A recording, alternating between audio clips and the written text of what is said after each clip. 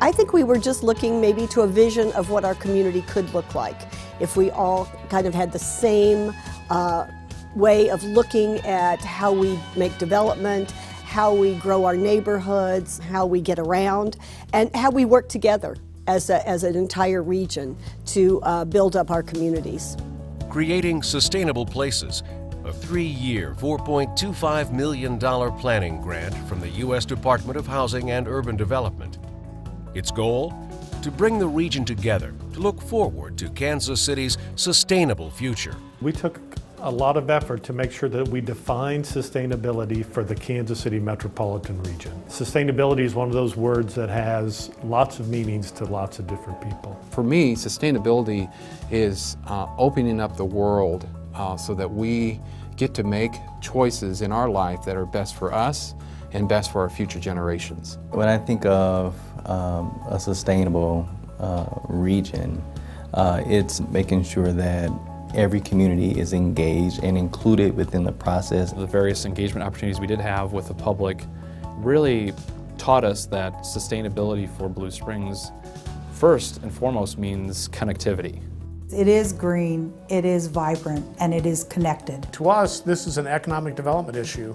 I mean, it obviously has social and environmental aspects as well, but we want to make sure that we have places in our community that are attractive to the best and the brightest of the next generation.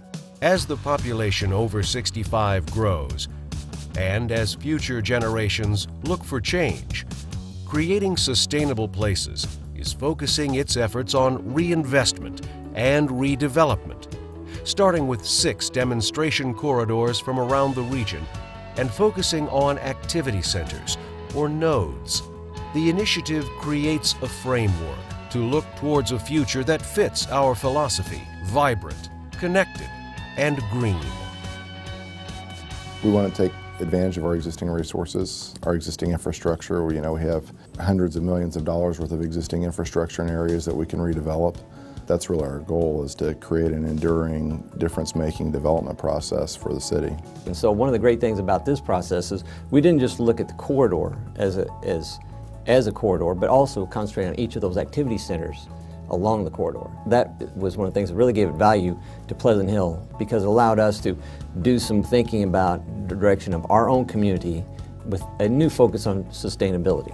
The goals of Sustainable Places mesh very nicely with the expectations of Generation Y, for example, because they're looking for places that are more interesting, more urban, more mixed use, more walkable. Where people have the freedom of individual choices, where they have choices in housing, they have choices in their age, at where they live, and they have a choice if they like a community, they can remain living in that community. They have a choice of walking or biking or driving their vehicle or getting onto a transit line. The Mid-America Regional Council brought together a committee of 60 regional partners, representing over 90% of Greater Kansas City's population, to explore the guiding principles of the initiative: equity, economy, environment, places, and processes. The goal is to build new projects to reinvigorate communities, not to replace communities. And so that's been the most exciting part, is the equity partners have given us a tool to do that. It's been a wonderful experience getting to know people from across the region and working with them on the equity initiative. I personally feel, and our group feels, that if we're going to have a sustainable community, we've got to pay attention to equity, and that we make sure that we're considering it at every step of the way. I think the Equity Partners has provided a really great value in terms of this process, particularly with introducing what we've called the equity lens. And so making sure that social equity principles are included throughout the planning process. So when you think about affordable housing, when you think about different cultures within the communities in which you're building upon, that people are put first. Which is various things that we've, as equity partners, been able to name and say, hey, let's make sure that we're doing what we can to make sure every voice is heard throughout the process. With Creating Sustainable Places, community engagement has been a primary focus of our initiative. Our ability to adapt is dependent on the public sector and the private sector working together, understanding each other's needs and interests, and collaborating on adaptations that make sense for both. There's a lot of passion with the partners that have been involved with the equity work, and so we're starting to see colleges come to the table with university students, which allows us to really put soldiers on the ground to continue this work and teach this work. Our college was thrilled to be one of the partners involved with the grant, and as a planning and design college, that gives us an opportunity to bring our expertise to the table, but also for our students to be able to learn a great deal about regional planning from this process. That's what our Creating Sustainable Places program has done, is it's had public meetings, lots of publication.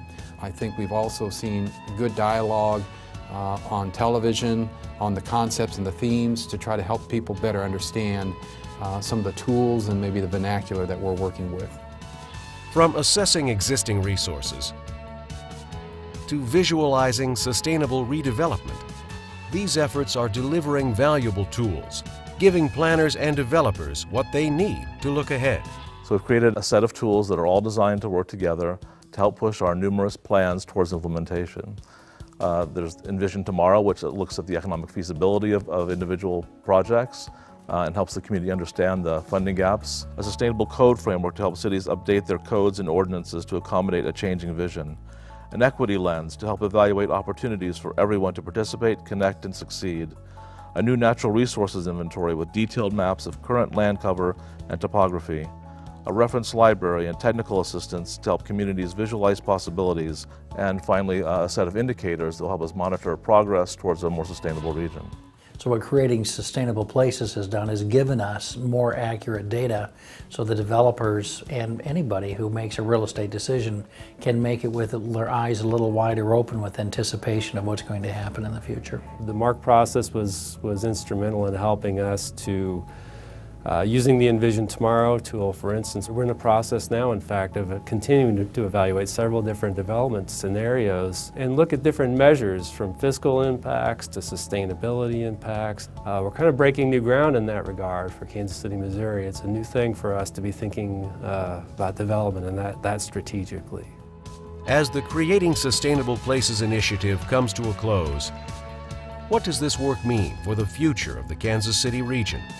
The key, and has been our focus as co-chairs since day one, is to say, we have 3 years, we have this wonderful federal grant to help us think about what we're going to do with our existing commercial and community areas on the 6 corridors. We've created a lot of relationships. We've created a lot of stakeholders who want to see this happen. We've created a way that planners in every city can come together and use this tool, have kind of a forum to talk about what works, what doesn't work. The Creating Sustainable Places partners, along with the MARC board, are committed to moving this initiative forward beyond the end of the 3-year grant. We are engaged in a new style of planning with implementation in mind.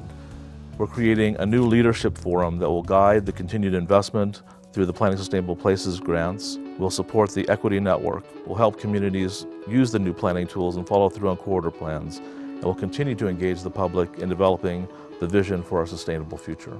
What the charge is going forward after this is local communities keep going, setting the groundwork for developers to come and build projects.